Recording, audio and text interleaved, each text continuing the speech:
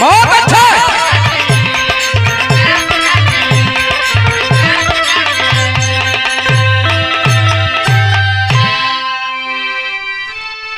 साथियों,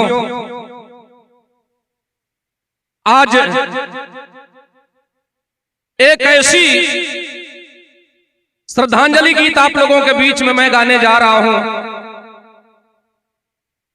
जो पूरा प्रदेश ही नहीं बल्कि पूरा देश उस बहादुर के बलिदान पर गमजदा है, गमगीन है।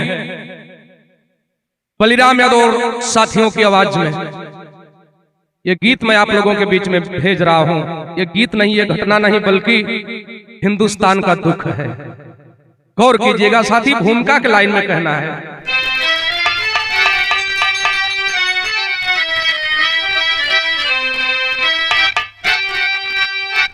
अतुल वेग साहस था जिसमें भरा, जिनकी हिम्मत को हिमगिरी सलामी करे। शौर्य शक्ति समर्पित वतन के लिए, देश हित जो जिगर में सुनामी भरे। जंगी जौहर की जलती चिता देख कर गम की दरिया में डूबा है अहले वतन। भीगी पलकों से उनको है सत सत नमन, देके श्रद्धा सुमन यो तिरंगा कफन।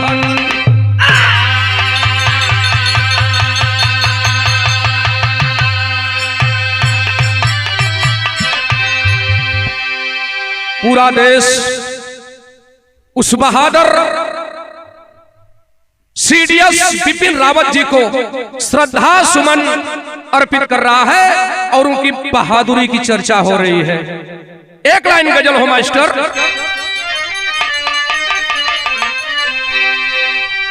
बेवफा प्यार,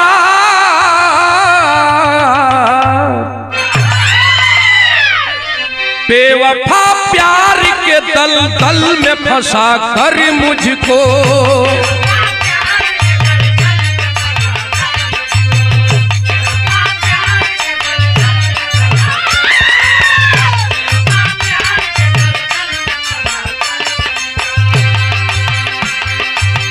बेवफा प्यार के दल दल में फंसा कर मुझको,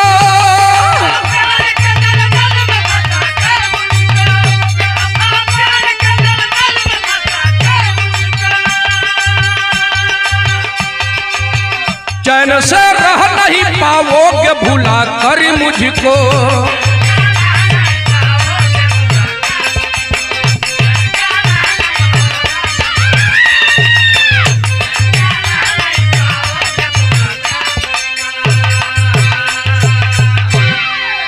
ये समय भी कितना बेवफा होता है बाबू। कहना है बेवफा वक्त ने, बेवफा वक्त ने सागर में डूबा कर छोड़ा।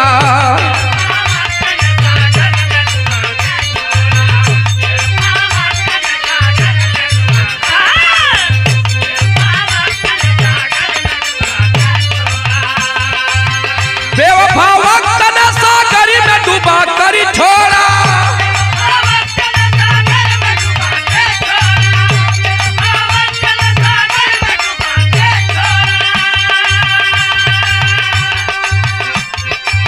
मिले में देश है, मिले में देश है, खंजर को चुभा कर छोड़ा।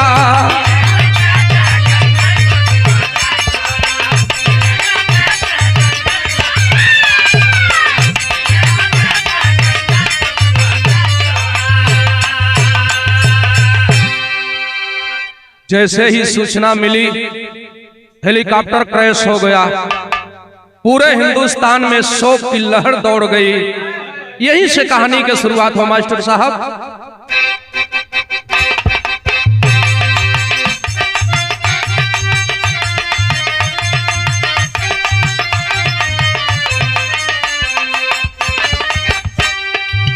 सर की खुशबू तो चमन को चूम लेती है, शौर्य की खुशबू तो चमन को चूम लेती है, चमकती रंग की गगन को चूम लेती है।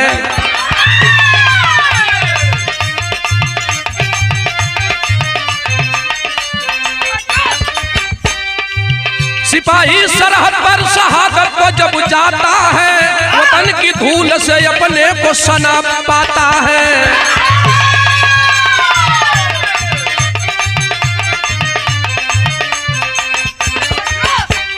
कहानी हो कहां के, जिला पौड़ी गढ़वाल में सुघर जोर हुआ।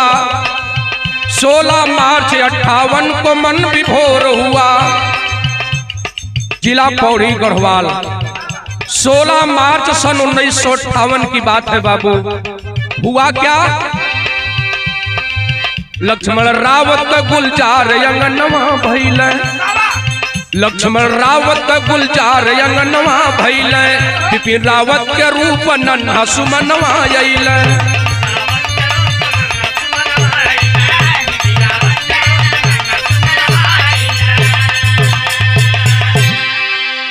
सीडीएस बिपिन रावत साहब के पिताजी का नाम लक्ष्मण रावत। सन 1958 में 16 मार्च को बिपिन रावत साहब का जन्म हुआ। बड़ा खुशी बा, चारों तरफ मंगल गीत होत बा, सब लोग खुशी का गान करत बा। एक लाइन गीत लगल मास्टर,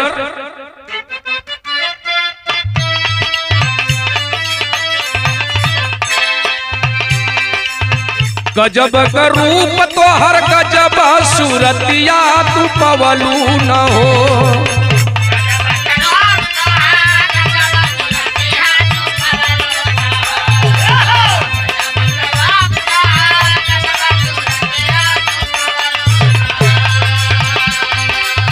गजब का रूप तो हर गजब सूरतिया तू पवलू न हो, गोरी हमके दीवाना बनवलू न हो।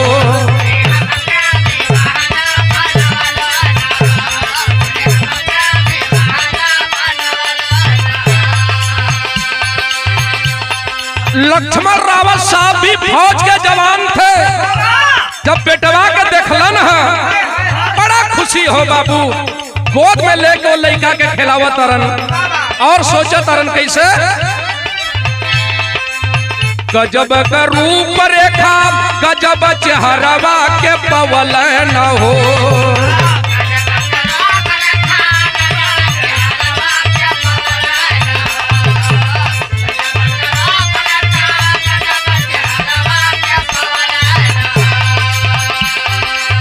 गजब का रूप रेखा गजब चेहरवा के पवल न हो, बाबू पलना में ललना झूलवल न हो।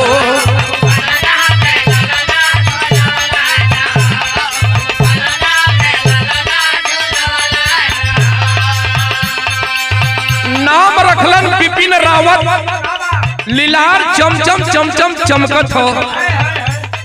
ऐसे ही लगत बा कि भविष्य लड़का के बड़ा ही मंगल बा। कहना हो मास्टर, अरे पढ़ी लिखी रावत होनहार भइले,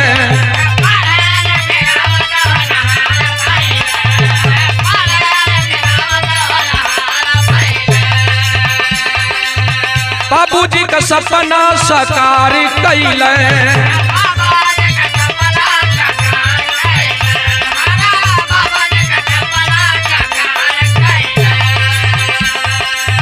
फौज के घर बनी के फौजी चमनवा सजवल न हो।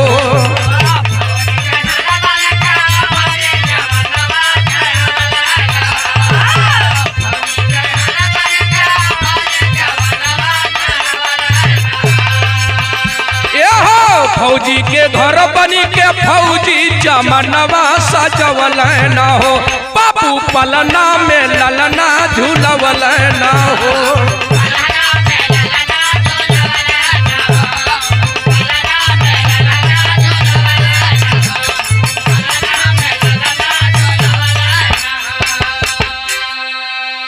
धीरे धीरे बिपिन रावत साहब सयान भइलन, बड़ियार हो गइलन, जवान हो गइलन, पढ़ लिख के तैयारी करे लगलन और फौज में भर्ती हो गए। जब फौज में भर्ती भइलन हो भैया, यहाँ एक लाइन गीत लग गई मास्टर साहब।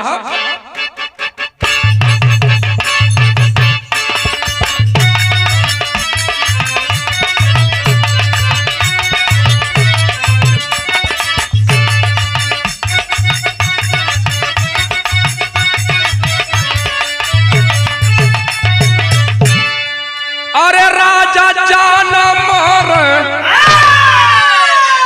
अरे राजा जान मार रुमलिया में हंसी के,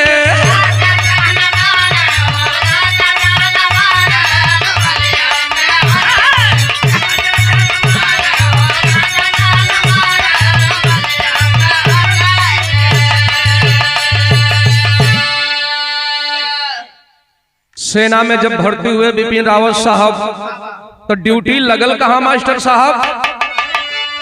अरे कारगिल में चली भैला राइफल उठाई के, अरे कारगिल में चली भैला राइफल उठाई के, अरे विदा कैला बाबू, ओ विदा कैला बाबू करे जवान लगाई के।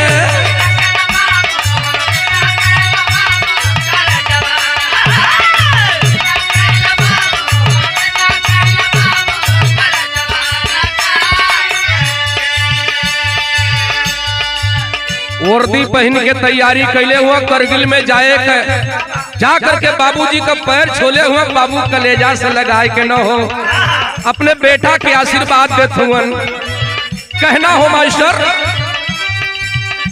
अरे रहल सन 1999 का बेला,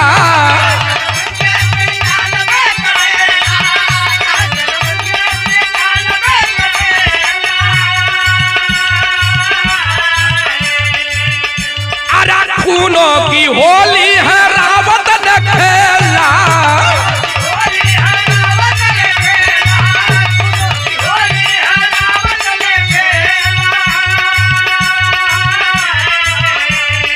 पिताजी लक्ष्मण राव साहब विदा करते हैं कि बेटा ये वर्दी बड़े नसीब वालों को मिलती है, जा करके दुश्मन की छाती में तिरंगा झंडा गाड़ के आना, धरती मां तेरी आरती उतारेंगी। कहना है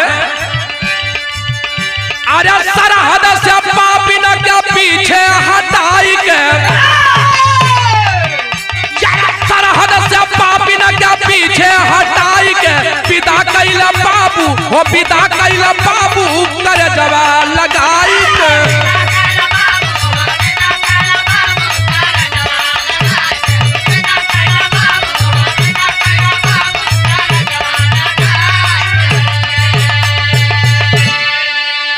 सन 1999 में पाकिस्तान की सेना हमारी पाक सरजमी करगिल की धरती पर घुसपैठ करती है। साथियों के साथ में बिपिन रावत साहब मोर्चा संभाले हैं, दुश्मनों को चुन चुन कर मारने का काम किए और कारगिल की धरती को खाली करवाने का काम किया। भाव दिहल गए मास्टर, विदेशिया में कहना हो।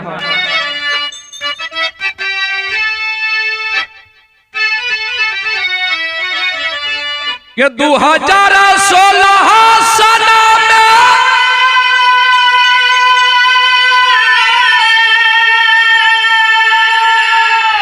अरे सेना के प्रमुख भइल,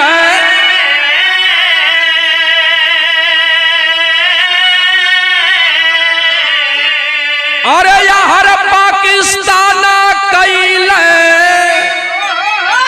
उरी में तूफाना,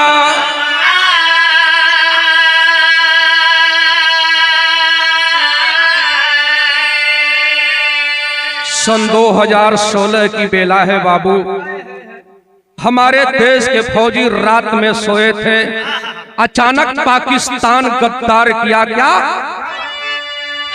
4 बजे रतिया में ए बाबू पपिया अटका कैले और निदिया में सुतला रहल हिंद के जावना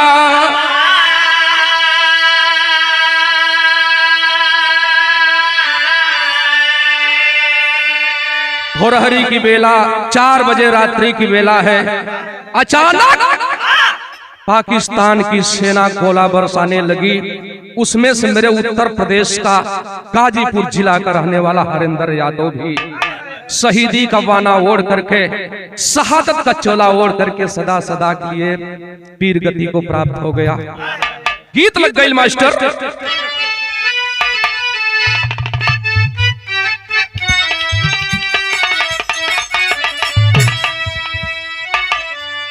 यह लाइन गीत हो मास्टर। अरे सासू मारा ताना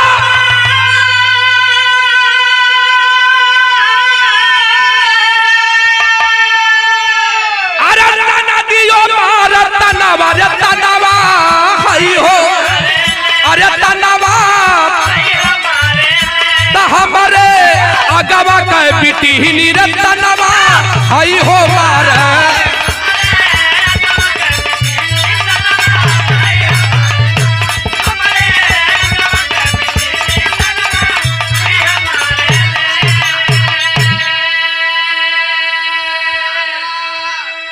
भाव दिहल गल मास्टर साहब।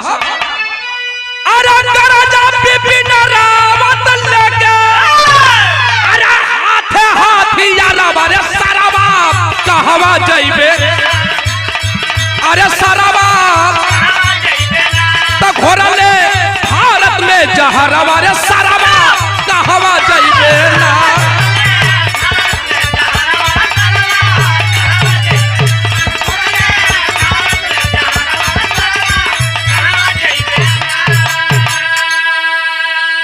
तो 2016 में बिपिन रावत साहब सेना के प्रमुख बना।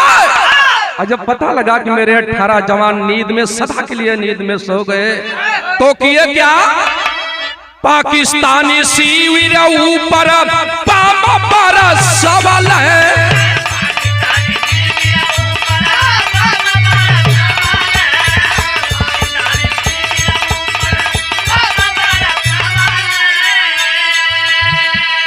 और में ही शहीदों का बदला लेने के लिए मेरे देश के बहादुर उड़ान भरते हैं और पाकिस्तान में रात में ही बम बरसाने का काम करते हैं। कहना है उरी वाला बदला बिपिन रावत की चुका वाला है।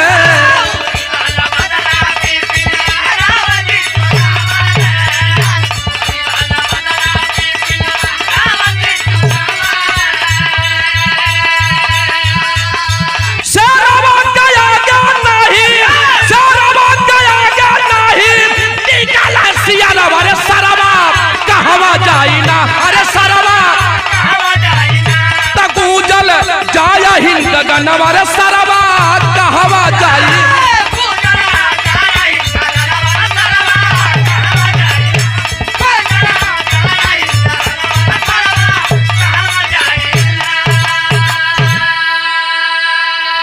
रात में ही पाकिस्तान के तमाम बंकरों को ध्वस्त कर दिया गया।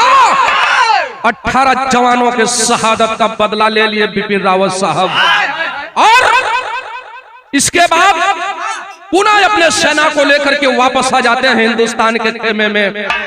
बिरहा में टेरी लगल मास्टर।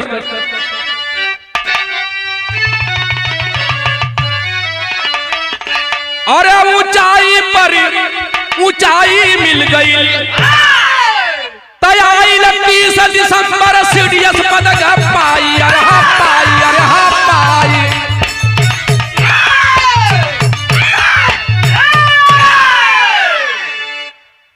हिंदुस्तान में पहली बार इस पद का निर्माण हुआ जिसका अधिकारी बिपिन रावत साहब को बनाया गया। वो पद था सीडीएस। सीडीएस बन गए बिपिन रावत साहब। हुआ क्या मास्टर पहपट में कहना बा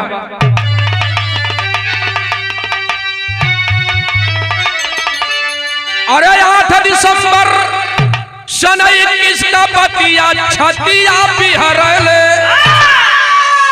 अरे 8 दिसंबर सन 21 का बतिया छतिया बिहरले।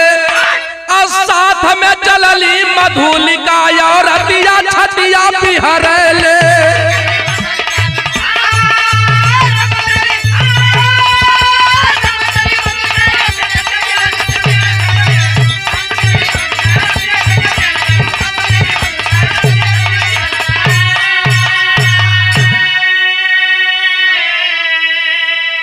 8 दिसंबर सन 1921 को हेलीकॉप्टर द्वारा, जो साधारण हेलीकॉप्टर नहीं था, अपने 11 अधिकारियों के साथ में बिपिन रावत साहब उड़ान भरते हैं। कहना है, अरे सवार हो के विमान में दिल्ली से किए पयनवा हो, कहा मधुलिका ये स्वामी मोर फड़कत पाया नया नवा हो। चौने समय विमान में बिपिन रावत साहब बैठे हैं, साथ में उनकी धर्म पत्नी मधुलिका जी भी थी। विमान ज्यों ही उड़ा है, मधुलिका कहते हैं कि स्वामी पता नहीं मुझे क्यों अंदेशा हो रहा है, मेरी बाईं आंख फड़क रही है। सेना के जवान थे। बिपिन रावत साहब कहते हैं, क्यों तुम अंधविश्वास की बात करती हो, छोड़ो वो सब बातें, वो सब बात पुरानी है। कहना है बाबू, अरे तमिलनाडु में आइला जय बखतिया छतिया बिहरले। आ क्यों ना जाना आई कवन बिफतिया छतिया बिहरले।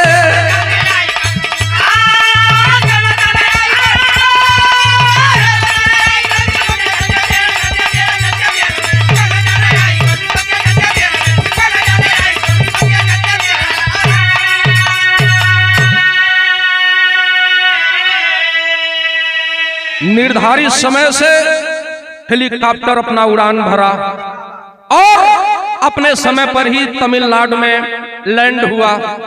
गौर करेंगे बाबू, ये संसार में कब के करे साथे कौन घटना हो जाए कोई जानत नहीं।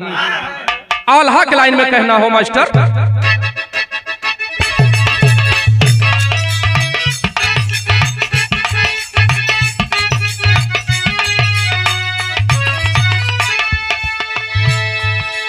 विमान में ईंधन भरा गया, पुनः फिर अपनी निर्धारित समय से वो हेलीकॉप्टर उड़ान भरता है। अपने 11 सैन्य अधिकारियों के साथ में बिपिन रावत जी सवार हैं। कहना है, अरे कैला फिर अरे रावत जी पयनवा भैया।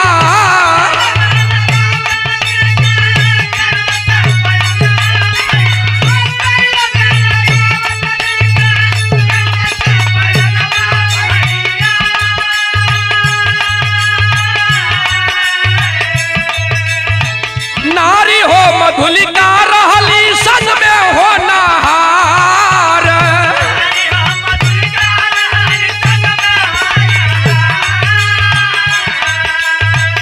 उड़ला हेलीकॉप्टर 11:35 का समैया भैया।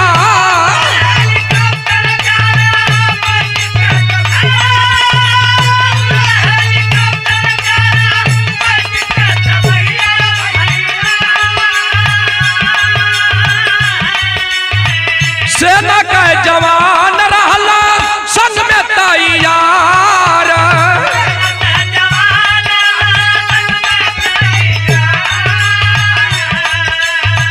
तमिलनाडु से 11:35 पर वो हेलीकॉप्टर उड़ान भरता है। दुल्हन मधुलिका भी साथ में है। हुआ क्या, 12:30 बजे आइला कुन्नूर की सहरिया बाबू।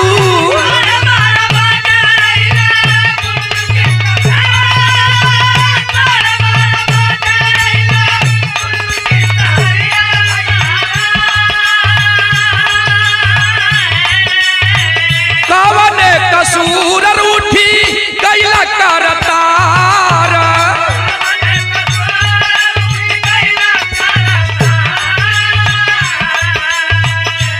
12:30 बजे कुन्नूर शहर पहुंचा था हेलीकॉप्टर अचानक दुर्घटना हो गई। हुआ क्या?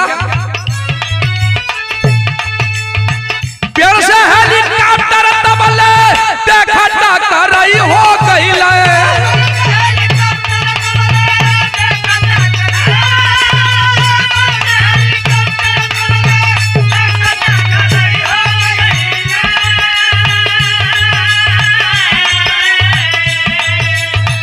धाय धाय जारा लागल जंगल के बाजार।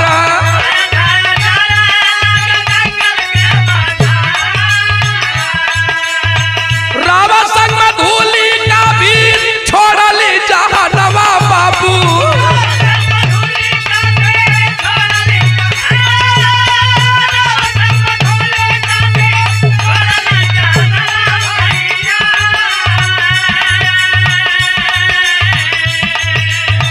तेरा लोग शहीद भैला बाहा जलाधार।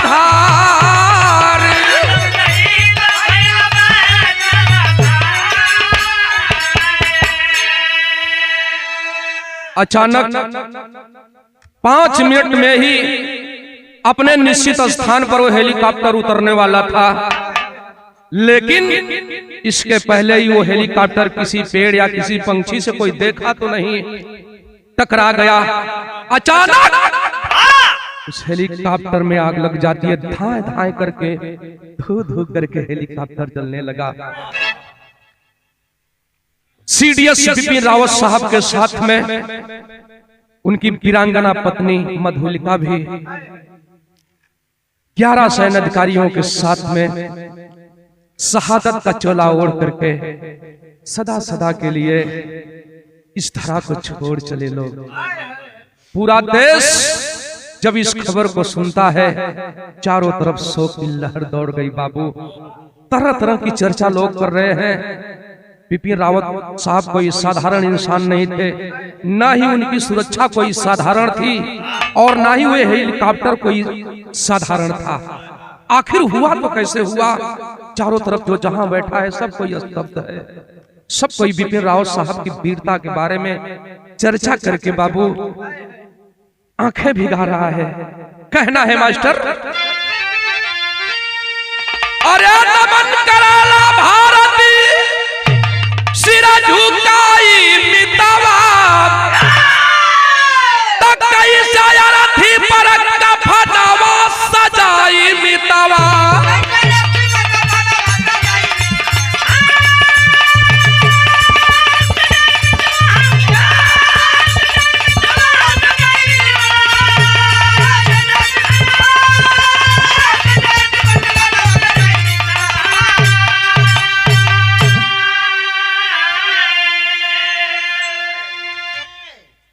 इतने बेकदर जल गए थे उसमें, लोग पहचान तक नहीं हो पा रहे थे।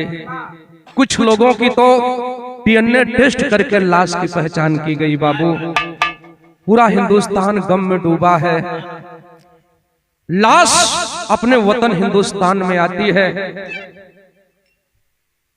श्रद्धा सुमन चारों तरफ से चढ़ाने वालों का तांता लगा है। सब कोई बिपिन रावत साहब और साथ में जो बहादुर सैनिक थे उनको श्रद्धांजलि दे रहे हैं, श्रद्धा सुमन अर्पित कर रहे हैं। कहना है बाबू, अरे अमर रही है रावत राम नाम को हराई के,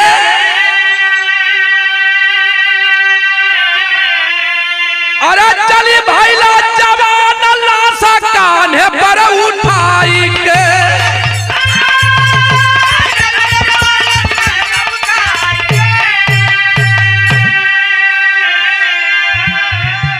अरे श्रद्धा का सुमनवा अरे चढ़ाई मितवा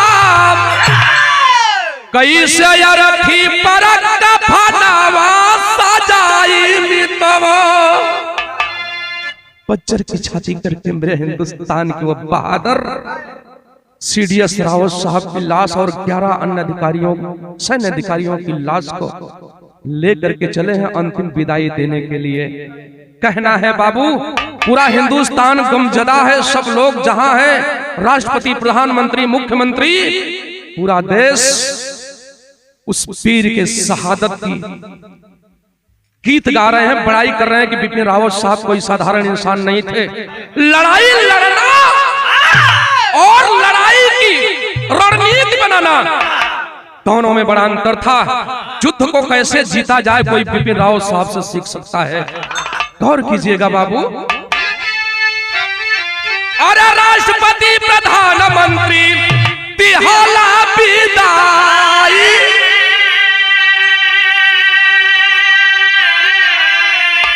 अरे याद आया अखिलेश श्रद्धा सुमना चढ़ाई।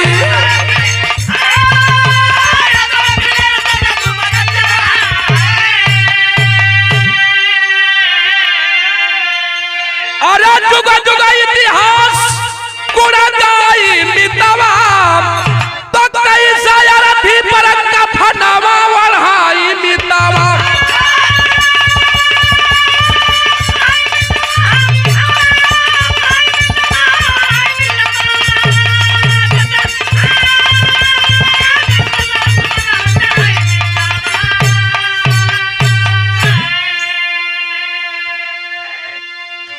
तोपों से सलामी दी गई।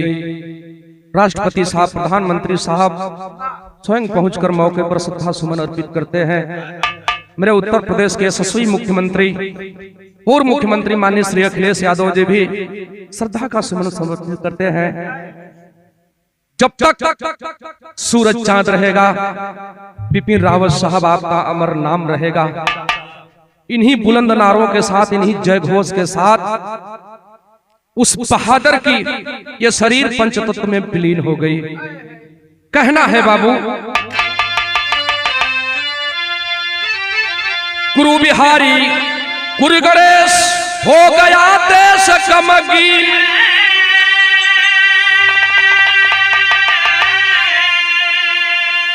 कभी चंद्रिका सूर्य श्याम, अरे खुशहाली गईली छीन।